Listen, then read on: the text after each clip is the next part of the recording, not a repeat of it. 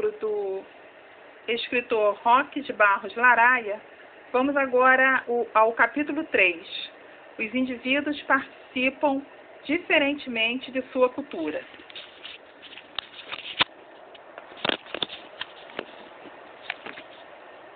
Bom, neste capítulo 3, vamos falar sobre a participação do indivíduo. Vamos começar a leitura. Capítulo 3. Os indivíduos participam diferentemente de sua cultura. A participação do indivíduo em sua cultura é sempre limitada. Nenhuma pessoa é capaz de participar de todos os elementos de sua cultura.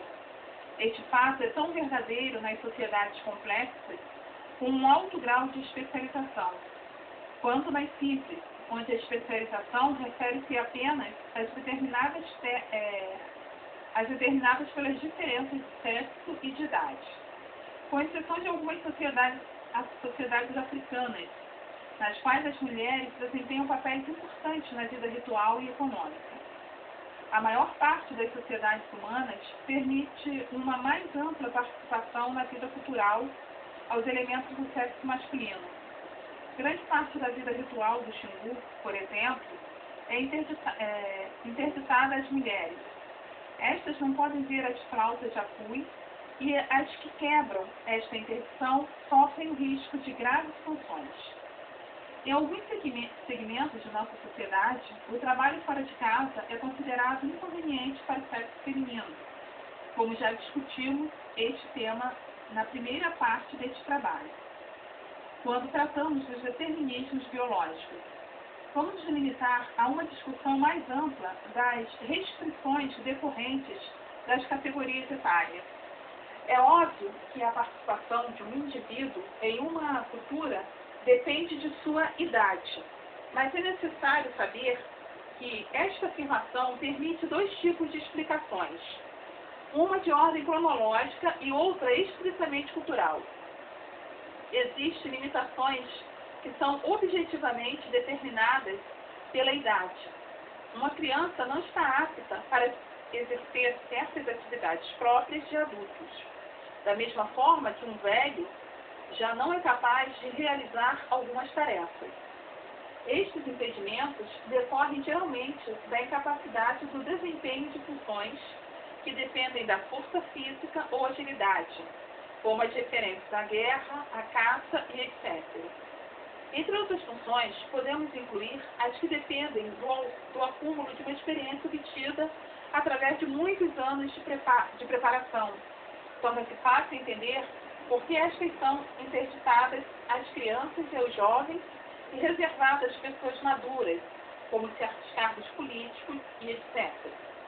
No primeiro tipo de impedimento etário, as razões parecem ser bastante evidentes, o que não ocorre com o segundo tipo, quando tratamos das reações determinadas culturalmente. No primeiro tipo de impedimento etário, as razões parecem ser bastante evidentes, o que não ocorre com o segundo tipo, quando tratamos das razões determinadas culturalmente.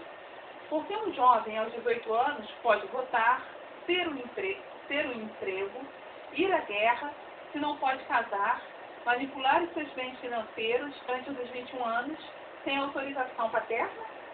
Por que um homem necessita ter 35 anos para ser um senador? Qual o argumento para impedir o acesso ao mesmo cargo para um homem de 34 anos? Por que uma jovem com 18 anos pode assistir a um determinado filme e uma outra com 17 anos, 11 meses e 20 dias não pode? Por que um assassino com exatamente 18 anos pode ir a julgamento e outro com um dia menos de vida recebe um tratamento diferenciado? Estas e outras questões estão relacionadas com a determinação do limite entre as classes etárias, ou seja, como separar objetivamente adolescentes de adultos sem incorrer em algum tipo de arbitrariedade? Os grupos tribais utilizam métodos mais evidentes para estabelecer essa distinção.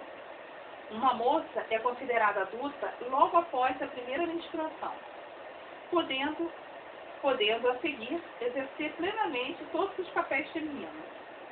Em contrapartida, pode-se afirmar que é evidente que uma jovem de 12 ou 13 anos não está ainda adequadamente socializada para exercer esses papéis numa sociedade complexa. Mas mesmo numa sociedade simples e a determinação idêntica para um jovem do sexo masculino não parece ser tão fácil. Provavelmente depende do desempenho individual dos candidatos a um novo status. Mas, qualquer que seja a sociedade, não existe a possibilidade de um indivíduo dominar todos os aspectos de sua cultura. Isto porque, como afirmou Marion Levy Jr., nenhum sistema de socialização é idealmente perfeito e nenhum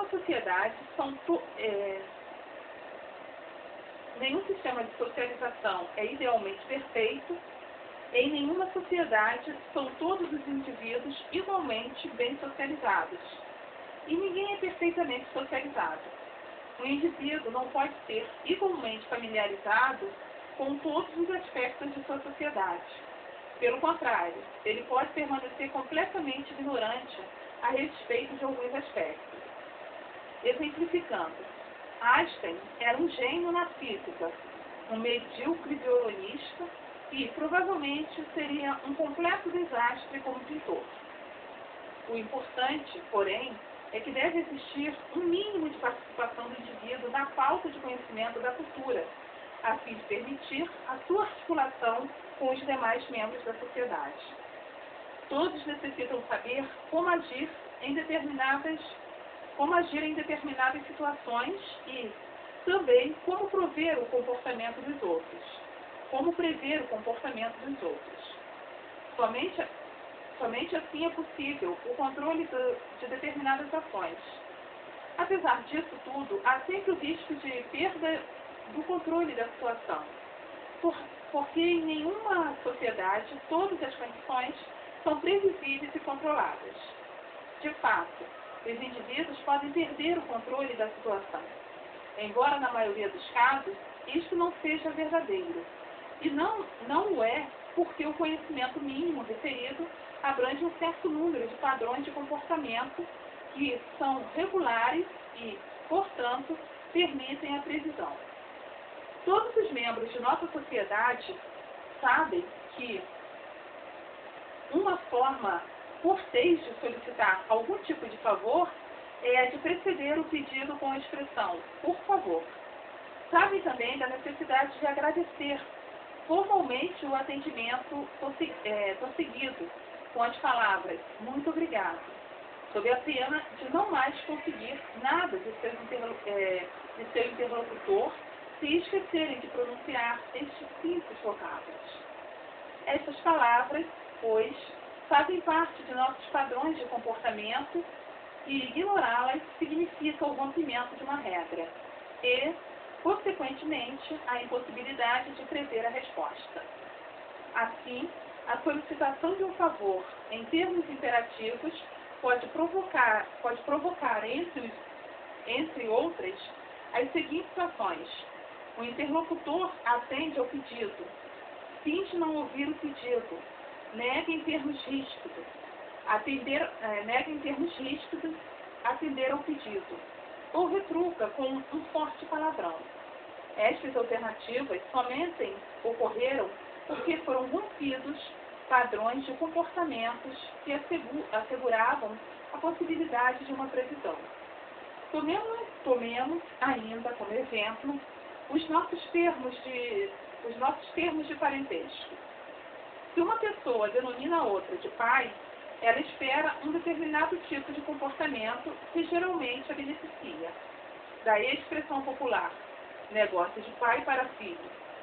As pessoas sabem como agir e podem prever a ação de outro, mesmo quando diante de um pai com o qual nunca teve um contato anterior.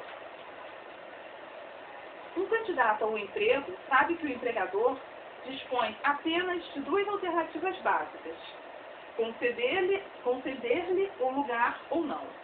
A surpresa ocorrerá apenas se o empregador agir de maneira inusitada, não prevista pelas duas possibilidades de resposta. Nem sempre, porém, a falta de comunicação acontece porque um padrão de comportamento foi quebrado, mas porque, às vezes, os padrões não cobrem todas as situações possíveis. Tal fato ocorre em períodos de mudança cultural e, principalmente, quando estes são determinados por forças externas, quando surgem fatos inesperados e de difícil manipulação. São situações sem precedentes e que, portanto, não são controladas pelo conjunto de regras ordinárias. Nem sempre os indivíduos envolvidos conseguem utilizar sua tradição cultural para contorná-las sem provocar conflitos. Alain Vills transcreve um texto de Robert Murphy acerca dos índios Munduruku, localizados no rio Madeira, que serve como exemplo para este tipo de situação. Isto ocorreu ao jovem chefe Munduruku, quando chamado B-Boy. Ele era filho de um chefe, mas tinha sido educado por um comerciante brasileiro e se sentia superior a seus companheiros. Foi o comerciante que o nomeou capitão de Cabitutu. O papel de capitão consistia em servir de intermediário entre o grupo e as necessidades de comercialização de comercialização do caucho por parte do comerciante. Em Cabitutu, B-Boy não tinha parentes e era considerado muito jovem, e por isso tinha menos prestígio que muitos homens do povoado. No intento de fortalecer sua posição, B-Boy casou com uma viúva vários anos mais velha que ele. Considerando a mulher pouco atraente, trouxe para casa uma segunda mulher. A primeira esposa não gostou e atacou a jovem. Os irmãos da primeira obrigaram B-Boy a despedir a segunda esposa e afastá-la do povoado. B-Boy então estabeleceu a jovem em Cabruá, o povoado de seu pai. Tendo deixado a sua formosa esposa num lugar seguro, como a casa de seu pai, B-Boy voltou a Cabitutu para arranjar as coisas e acalmar os descontentes. Mas continuou com as suas maneiras arrogantes e exigentes.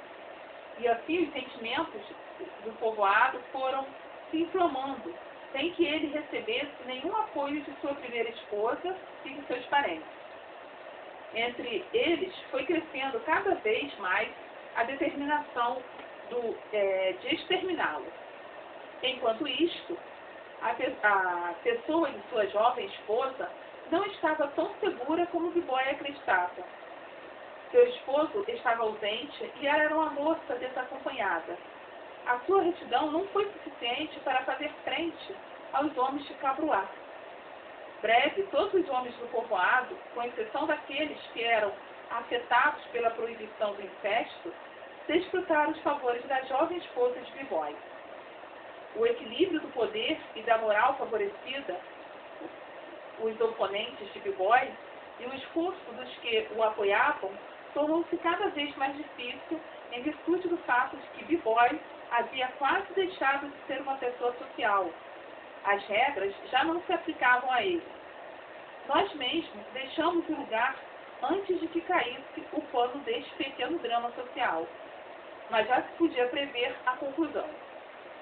Esta se tornou mais evidente após a nossa saída, quando Caetano caiu de uma palmeira e ficou gravemente ferido durante vários dias. Sabendo que o povo de Cabitutu lhes daria a morte, tão logo soubesse do falecimento do seu pai, B-Boy voltou imediatamente a Cabruá e ali permaneceu até que o ancião conseguisse recuperar-se. Durante esse período, B-Boy se acercou de mim e disse: sabe, se meu pai morrer, partirei desta terra e viverei na margem do rio Tapajós. Perguntei por que ele se ia. B-Boy respondeu: porque é muito bonito lá. B-Boy sabia que a sua vida como membro dos Munduruku estava terminada. B-boy é um homem que não se sente em nenhuma cultura, não soube manejar as regras para viver bem na sociedade mundukuru. Ele se considerava muito superior a eles e acreditava poder ensiná-los. Estava colocado em um status que não lhes pertencia e onde não podia ter êxito, já que não contava com apoio de parede. No final, teve que escolher entre a morte ou o exílio. O exemplo descrito acima mostra o que pode ocorrer com uma pessoa que, por força de uma socialização inadequada, não conhece as regras de seu grupo. Embora nenhum indivíduo, repetimos, conheça totalmente o seu sistema cultural, é necessário ter um conhecimento mínimo para operar dentro do mesmo. Além disto, este conhecimento mínimo deve ser partilhado por todos os componentes da sociedade, de forma a permitir a convivência dos mesmos. Um médico pode desconhecer qual a melhor época do ano para o plantio do feijão.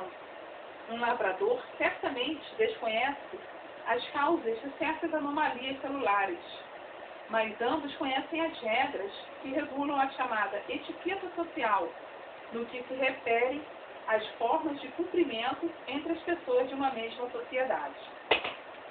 O próximo vídeo será o capítulo 4.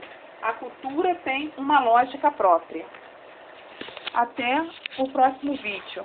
A cultura tem uma lógica própria.